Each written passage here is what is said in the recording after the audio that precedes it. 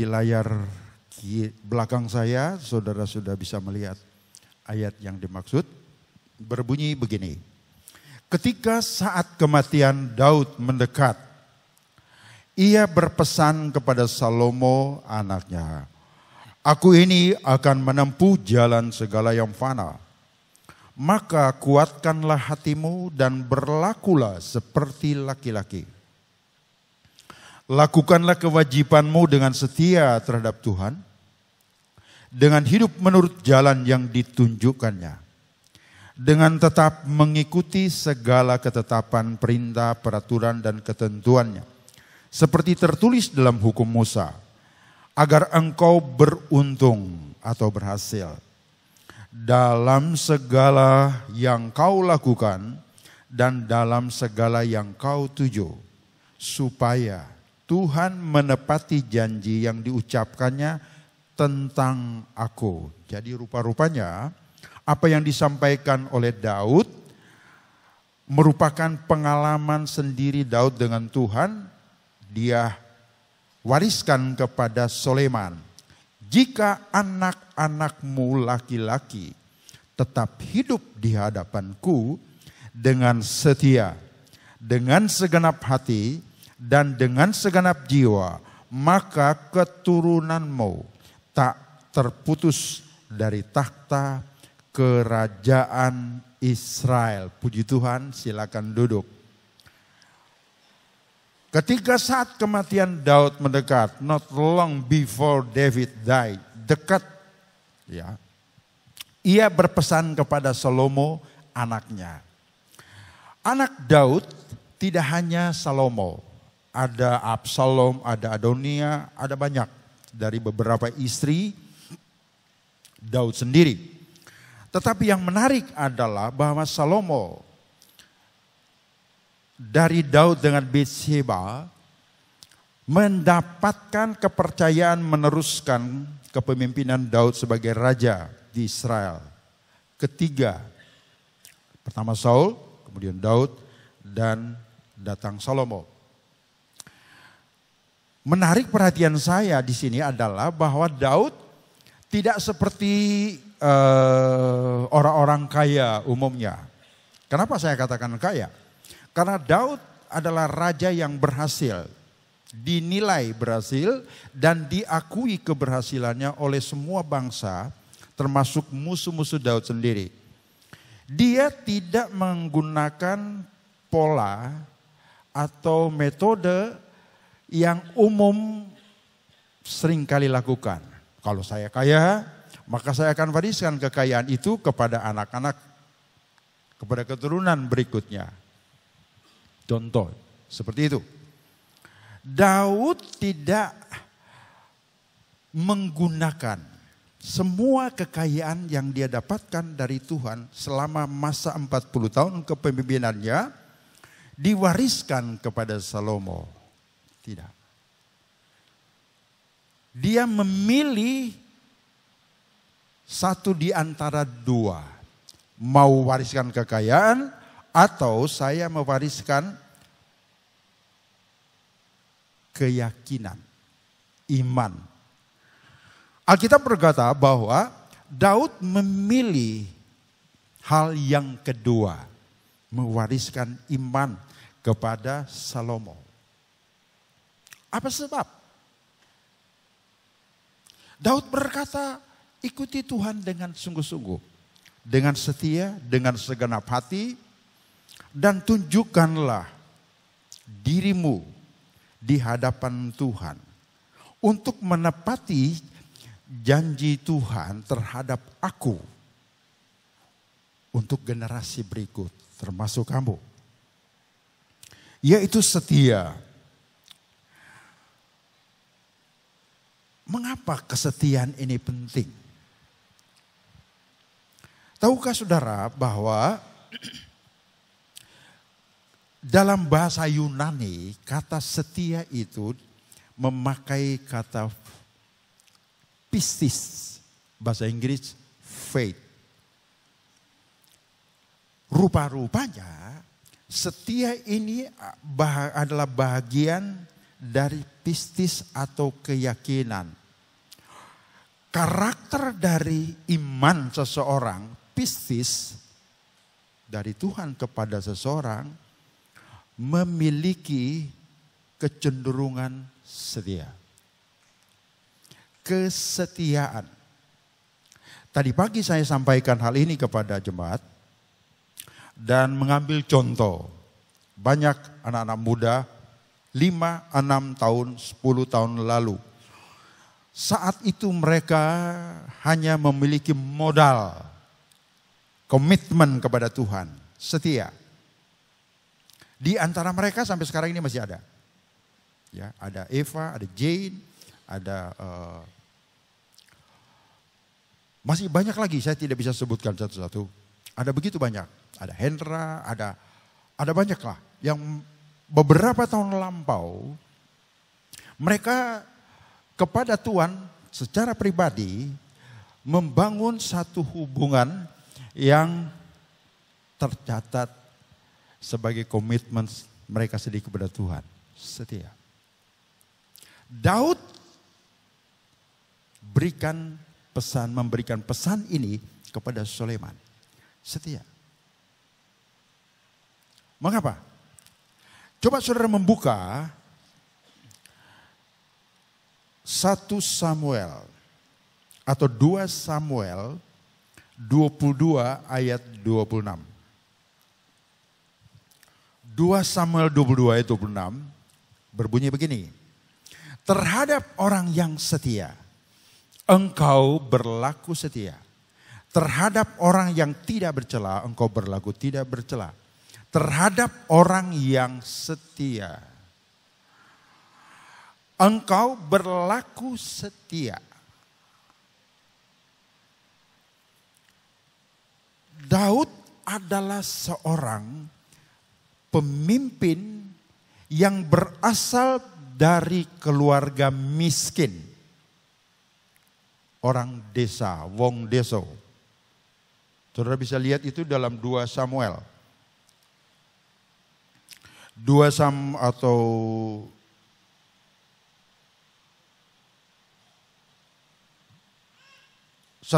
pasal 18 ayat yang ke-23. Lalu para pegawai Saul menyampaikan perkataan ini kepada Daud. Tapi Daud menjawab, perkara ringan, entengkah pemandanganmu menjadi menantu raja? Bukankah aku seorang yang miskin dan rendah? Bukankah aku ini seorang yang tidak punya apa-apa serta rendah? Saul ingin mengambil Daud dan menjadikannya sebagai menantu. Siapa Saul? Saul berasal dari keluarga Kisi. Cukup terpandang karena kekayaan keluarga Kisi dari suku Benyamin. Jadi ada perbedaan dua kepemimpinan ini. Saul berasal dari keluarga kaya, lalu Daud berasal dari keluarga miskin. Kondisi sosial yang berbeda menimbulkan paradigma yang ditulis dalam ayat ini. Daud tidak pernah berpikir bahwa dia pantas menjadi mantu raja. Duduk di samping raja yang terkaya, berasal dari keluarga kaya. Daud tidak pernah berpikir, membayangkan bahwa setelah dia mengalahkan Goliat, setelah dia berperang melawan musuh-musuhnya dengan keberhasilan di tangannya, dia tidak pernah berpikir bahwa nantinya dia akan menjadi orang yang dipandang hebat, dipandang kaya. Tidak. Dia berkata, emang gampang apa? Jadi menantu raja itu apa? Gampang. Tapi yang menarik adalah bahwa justru orang inilah yang diangkat Tuhan. Orang ini yang membuat Tuhan mengambil keputusan bahwa sesudah Saul yang tidak setia, Daud yang harus ganti. Daud yang harus ganti. Saya selalu katakan kepada saudara-saudara Anda semua, anak-anak muda terutama, jangan memvonis diri, saya ini lemah, saya ini begini, saya ini begitu. Saya ya begini aja deh. Anda punya kesempatan, punya kemungkinan menjadi orang yang besar, menjadi orang yang istimewa. Dengan kata lain, bagi Allah tidak ada persoalan ketika seseorang dia tertarik untuk mengangkat menjadi pemimpin misalnya, tidak masalah. Mau dia kaya kayak, mau dia miskin, mau dia rendah, mau dia bodoh. Kerjaan Daud hanya menggembalakan domba. Satu pekerjaan yang oleh orang-orang Mesir dianggap hina. Satu pekerjaan yang dianggap ya pekerjaan apa itu? Menggembalakan domba. Tapi karena Daud memiliki pilihan hidup dia dengan Tuhan, kuat hubungannya, maka alhasil Daud diberikan kesempatan untuk melihat hidupnya masa depan lebih baik dan luar biasa baik. Semua kita punya hak untuk melihat hari esok. Tahun-tahun sesudah hari ini, tahun ini melihat hal-hal yang besar dengan catatan apa yang dikatakan oleh Daud, setia. Karena kalau kita setia, maka Tuhan juga akan berlaku setia. Kok bisa seperti itu? Daud tidak membanggakan kekayaannya, tidak. Walaupun dia sudah termasuk orang yang kaya setelah duduk sebagai raja. Tidak. Dia tidak membanggakan semua kekayaan yang dia punya. Tidak. Dan Soleman, cerita berikutnya menunjukkan apa yang diinginkan ayahnya dia ikuti. Segera setelah dia menjadi raja, disahkan sebagai raja, Alkitab katakan Tuhan datang dengan pernyataan ini. Kamu mau apa, Soleman? Kamu mau minta apa kepadaku? Soleman berkata, aku minta hikmat. Satu permohonan yang tidak biasa. Satu permintaan yang sering kali tidak diucapkan oleh seseorang. Daftar permintaan kita begitu banyak, menyangkut rumah, menyangkut mobil, menyangkut macam-macam. Semua bersifat materi. Tapi Soleman tidak mengajukan permohonan ketika Tuhan berkata, mau apa kamu Soleman? Tidak. Dia hanya berkata, aku minta hikmat Tuhan. Permintaan Soleman mengejutkan Tuhan sehingga Tuhan berkata, engkau akan mendapatkan kekayaan sebagai tambahan. Engkau akan memperoleh kekayaan yang engkau akan miliki, yang engkau akan punya itu tidak pernah ada sebelum dan sesudah engkau. Cuma engkau saja yang terkaya. Begitu kata Tuhan. Dan Soleman kalau saudara hitung, saya tidak punya waktu untuk menjelaskan ini, sedikit saja. Soleman memiliki cadangan emas pada zaman itu terbesar dari semua bangsa-bangsa di sekitarnya. Jumlah cadangan emas yang kurang lebih 660 juta sikal. Kalau saya tidak punya ada data tetapi saya tidak masukkan di sini. Kalau emas itu tersimpan sampai sekarang dengan nilai 1.200 atau 1.300 per ons, maka kekayaan Soleman itu bukan dalam bentuk miliar dolar, tetapi dalam bentuk triliun. Apakah emas bisa disimpan? Oh, bisa. Emas tidak memerlukan silika gel, tidak memerlukan sebuah bahan kimia untuk mempertahankan nilai kualitas emas itu. Tidak perlu.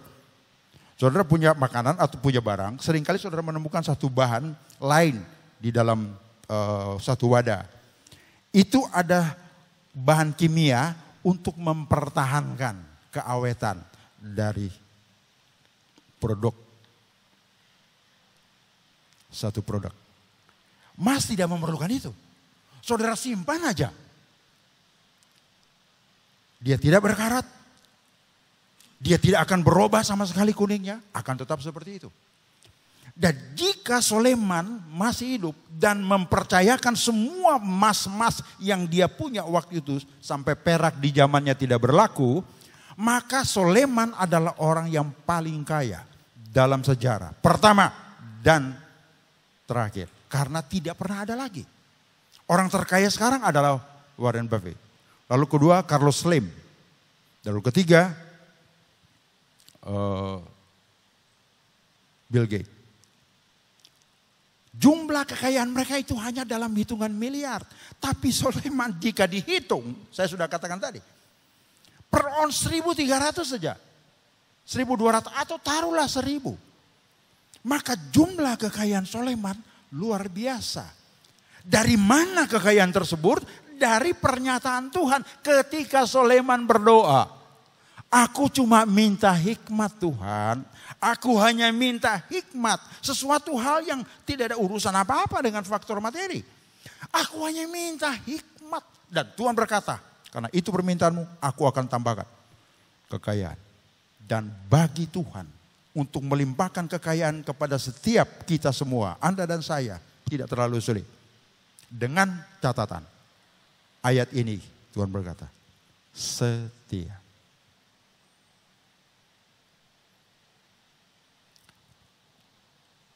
Sebagai ayat terakhir, coba saudara buka.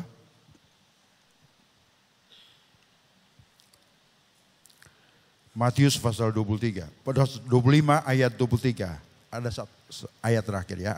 Ada satu ayat lagi, tapi saya mau baca Matius 25 ayat 23. Matius 25 ayat 23 berbunyi begini. Maka kata tuannya itu kepadanya, baik sekali perbuatanmu itu. Hai hambaku yang baik dan setia. Hai hambaku yang baik dan setia. Engkau sudah setia memikul tanggung jawab dalam perkara kecil. Aku akan memberikan kepadamu tanggung jawab dalam perkara yang besar. Masuk dan turutlah dalam kebahagiaan Tuhanmu. Saudara tidak bisa memastikan keadaan ekonomi saudara, keadaan keluarga, keadaan bisnis, tidak bisa. Walaupun sekarang sudah bisa tahu lah kira-kira ya. Beberapa negara besar, Amerika, Inggris, lalu kemudian Eropa. Saya kaget sekali. Mereka matok suku bunga super rendah. 0,25% Amerika, lalu kemudian Inggris 0,5. Eropa 0,15. Dan kita, Indonesia, melihat tingkat suku bunga begitu rendah, cepat-cepat Menteri Keuangan mengeluarkan sebuah kebijakan, memanfaatkan kesempatan ini. 1 miliar Eurobond dalam bentuk surat berharga, dilempar, laku keras. Laku keras. Dengan tenor 4 atau 7 tahun, saya tidak salah. Bunga 2,5%. Kalau saudara punya uang di Inggris, atau saudara punya aset, jaminkan ke Inggris atau jaminkan ke Eropa. Saudara dapatkan dana dengan bunga 0,5%. Taruh di Indonesia.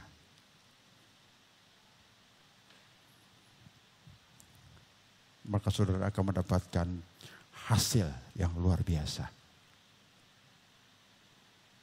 Jadi uang ini akan berkembang di Indonesia. Dan saudara cuma bayar 0,5%. Sementara kita Deposito dolar kita kalau tidak salah berbeda satu dengan yang lain. Tenor juga berbeda, 1,4%,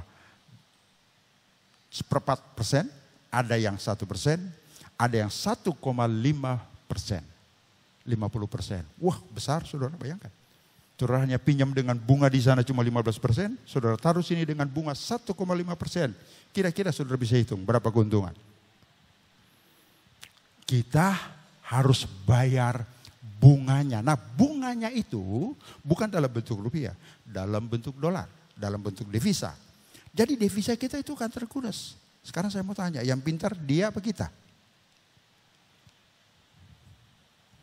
Saya tidak bicara soal ini. Tapi saudara tidak bisa menebak ekonomi di depan. Saudara tidak bisa memastikan keadaan bisnis di depan. Tidak bisa. Tetapi berdasarkan ayat ini, kita memiliki sebuah kepastian. Setuju katakan amin.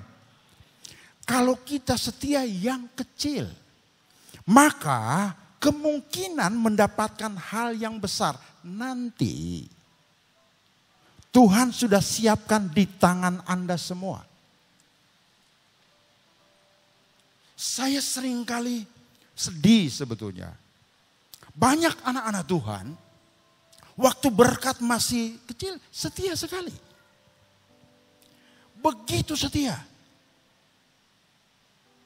Kewajiban rohani mereka jalankan dengan baik. Saya kaget ketika Tuhan berkati berdasarkan tadi. Dia kasih, dapat 100 dia kasih 10, dapat 1000 dia kasih 100. Tapi ketika sudah mulai besar, aduh gua mesti kasih 1 miliar ya, kaya pasti dia. Saya bingung saudara-saudara, saya bingung. Bingungnya begini, bagaimana saudara bisa bilang gereja kaya dapat 1 miliar, saudara pegang 9 miliar. Hitung-hitungannya tuh gimana tuh? Yang kaya 9 apa yang 1?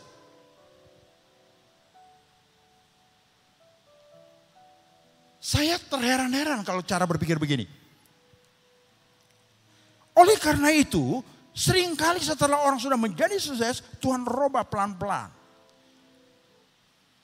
Dari 0 dia diangkat. Tuhan balikin lagi dia ke 0. Caranya macam-macam. Melalui ekonomi bermasalah. Melalui pertahanan, keamanan politis yang terganggu. Maka kemudian setia yang kecil, Tuhan mempercayakan yang besar. Ada yang tanya kepada saya, Om, ini Pilpres tanggal 9, Om kira-kira siapa sih? Saya sudah pikir duluan apa yang akan saya dengar, pertanyaan yang akan saya dengar dari saudara-saudara. Saya sudah berpikir duluan. Jadi saya tidak pakai perasaan, saya pakai otak. Kenapa saya pakai otak? Kalau pakai perasaan, kita bisa tertipu. Gaya bicara, tangan diangkat, gagah luar biasa. Sementara yang wong deso, berdua ya, sebenarnya, begitu. Saya bukan ahli dalam niru-niru, tapi kira-kira begitu. Kalau kita pakai perasaan, ya, tapi harus pakai otak. Nah, saya ditanya, Om mau yang mana? Saya katakan Yesus nomor 1. Presiden? Nah, sudah bilang, sesati kita sudah. Wow, tadi pagi rada-rada, gak ada ragu-ragu. Tapi kali ini gak mantap. Kenapa saya bilang mantap? Orang Alkitabiah. Kenapa? Dia bukan Kristen, tapi dia adalah Muslim yang benar-benar Muslim. Saudara tahu kalau Muslim setengah-setengah itu repot. Tapi kalau benar-benar Muslim, itu lurah yang di pasar Minggu.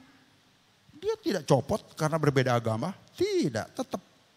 Karena yang dia lihat bukan soal itu, bukan kulit, tapi kinerja.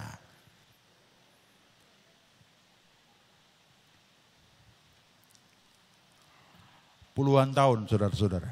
Waduk Pluit mau diberesin, enggak selesai-selesai. Setahun saja dia pimpin, bersih. Saudara sudah pernah ke Waduk Pluit? Sudah pernah belum? Ada jalan bagus tuh di pinggir situ, waduk. Siapa yang ajak saya makan di Pantai Mutiara? Jadi gembala itu paling enak. Diajak makan terus saudara. Tapi saya nggak mau karena saya mesti bayar. Dan bayarnya bukan di sini lagi, di luar negeri. Sama teman-teman, kita sudah nginep situ 3 hari di giliran sudah mau check out, mau keluar, mau pergi ke Afrika waktu itu, sudah mau bayar. Ini 3 teman ini ngelengos saja. Bagus ya hotelnya. Nah saya sudah di depan kasir saudara-saudara. Ya ampun, saya kan gak enak dong. Teriak-teriak, aduh dong sini bayar. Untung waktu itu Amex kasih saya satu kartu yang nggak ada limit. Dia kasih sama saya. Dia kasih, karena saya bilang saya pendeta. You percaya apa tidak? You percaya kasih enggak apa-apa. Jadi itu. Dia kasih. Jadi itu yang saya pakai. Saya bayar. Bukan rupiah, dolar. Aduh saudara-saudara. Itu waduk itu udah bagus saudara-saudara. Habis makan saya lihat jualannya bagus. Dan puluhan tahun gak beres-beres. Saudara yang pernah kena kapak merah di lampu merah Coca-Cola itu berkali-kali. Spion Harrier saudara diambil berkali-kali. Sekarang sudah bersih. Tentu belum dapat memenuhi harapan. Artinya begini, semua keinginan yang besar tidak secara otomatis hari itu selesai. Semua harapan tidak bisa satu demi satu. Alkitab katakan yang kecil-kecil dulu barulah yang besar. Amin. Kecil dulu. Jadi saya pilih Pak Joko. Wah saya hampir mau ikut kemarin tuh konser Salam 2 Jari di GBK. Wah saudara-saudara ambil saya ikut. Tapi saya mikir, waduh tahu-tahu. Mengapa?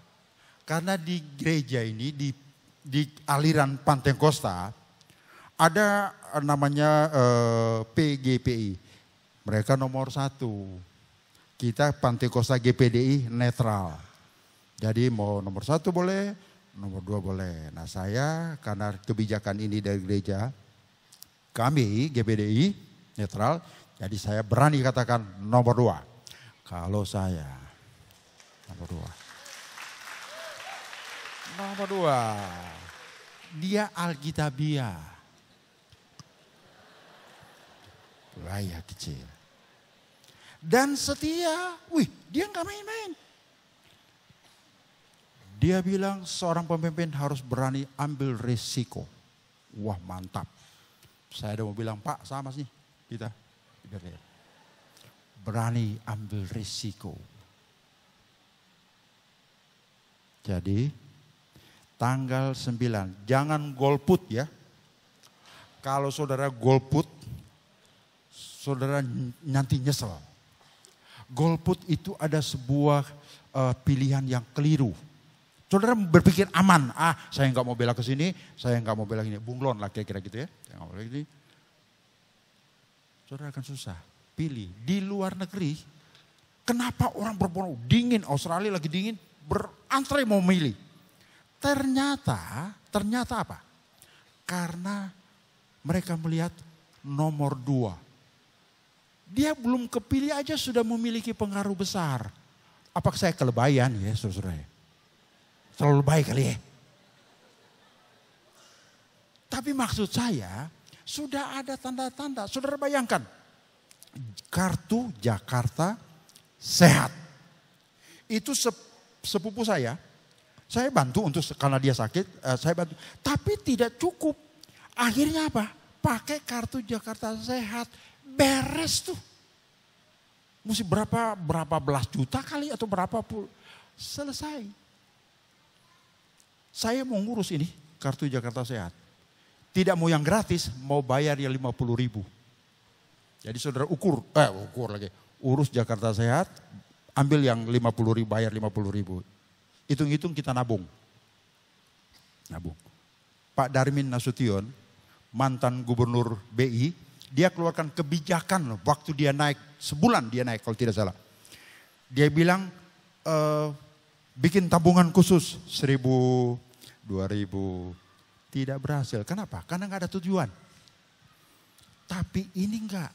Kalau saudara urus Jakarta Sehat, dapat kelas 1 punya itu. Kelas 1. Saudara barangkali nggak percaya. Tunggu aja saudara sakit. Pakai itu Jakarta itu. Bayar 50. Hitung-hitung kita nabung. 100 juta aja. Kita taruh 50.000. Itu udah 5 triliun. Tiap bulan. Makanya 1 tahun 50 triliun. Jokowi enteng-enteng. Tenang saja. Yang penting niat. Tuh. Jangan bicara akan. Jangan bicara. Aduh kampanye kali. Ya sudah pokoknya begitulah Alkitab bilang. Setia yang kecil. Kalau saudara tetap setia. Jangan nekon, jangan rubah-rubah, jangan neko-neko. Tidak usah. Saya ingat ada satu jemaat, adakah dia di sini ya? Dia Pak Daniel dia. Saya berani ambil dia sebagai kesaksian.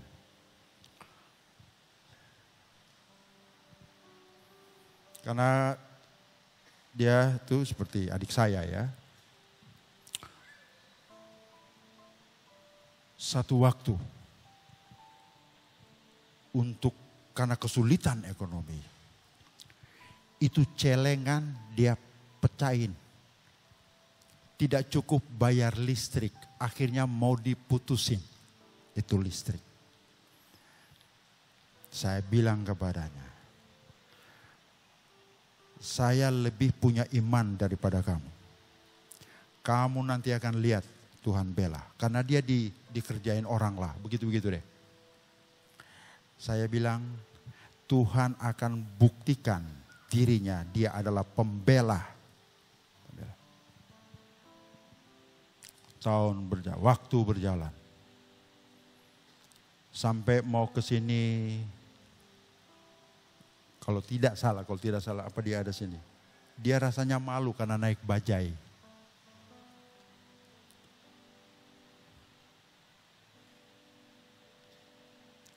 Saya berkata, nanti kamu akan lihat Tuhan akan mengubah semuanya. Singkatnya. Karena kesetiaannya. Berapa bulan lalu dia berkata saya dapat proyek ini. Dari satu proyek ini datang proyek berikutnya. Anaknya yang nyanyi di GOP, kalau tidak ini anaknya. Sekarang dapat mobil buat dia. Lalu dia sendiri, ayahnya sendiri juga gunakan mobil tersendiri. Orang yang setia adalah orang yang menggerakkan hati Tuhan. Menurut Anda barangkali Tuhan tidur. Kok malam lama sekali? Tunggulah. Hari esok Anda tidak pernah tahu. Tahun-tahun ke depan Anda tidak pernah tahu. Anda bisa naik melebihi keberhasilan dari Anda bayangkan. Atau Anda terpuruk. So, dari mana kita tahu? Ayat ini. Kalau kamu setia, kamu akan melihat. Anak cucumu. Saya gunakan ilustrasi ini juga. Saya bukan banggain, bukan ada maksud apa-apa. Pak Yanto contohnya. Sampai sekarang dia nggak pindah-pindah dari rumahnya situ. Tapi dia adalah orang paling kaya buat saya. 3 anaknya satu dari sini, 2 anaknya di Australia. Ada rumah, ada. Dia bolak-balik. Pernah dia mau ajak ke Amerika, tapi dia tolak. Saudara bayangkan, sampai mesti nolak. Allah tidak akan pernah menipu kita saat dia meminta kita setia. Aku dari keluarga miskin, Soleman. Anakku yang kukasihi, aku dari keluarga miskin. Tapi karena kesetiaanku, aku menjadi raja sekarang. Ikutilah Tuhan dengan sungguh-sungguh. Dekatkan dirimu kepada Tuhan. Buatlah sebuah hubungan yang menjadikan engkau aman. Saudara berkata, saya kaya, saya punya. Betul, tidak ada yang salah. Tapi saya ingin katakan bahwa kekayaan Anda bisa menimbulkan persoalan baru. Saya bukan anti kekayaan, bukan. Jangan berpikir begitu. Bukan. Persoalannya adalah ketika kekayaan kita mulai bertambah, kita tidak, kenyamanan kita terganggu. Jangan-jangan kekayaan saya ini berkurang. Jangan-jangan ini hilang. Jangan-jangan ini habis. Jangan-jangan. Terus saja kita, hari-hari kita diisi dengan kekhawatiran. Makanya Daud berkata, hanya dekat Allah saja aku tenang. Mengapa? Walaupun kaya, belum tentu Anda dan saya tenang. Belum tentu. Belum tentu. Saya tidak katakan bahwa kita harus miskin. Tidak, bukan itu maksudnya. Dekatkan diri Anda kepada Tuhan dan jangan merubah pilihan Anda. Tuhan akan memberkati kita, anak-anak kita, dan cucu-cucu kita ke depan. Hanya dekat Allah. Haleluya. Kasih.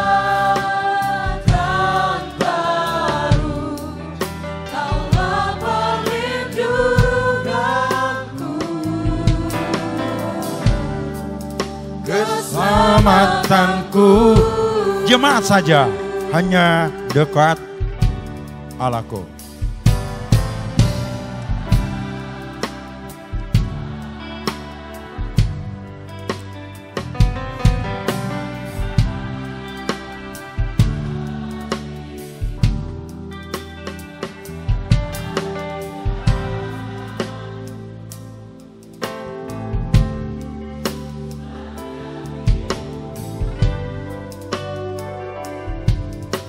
Haleluya, Jesus. Makasih Tuhan.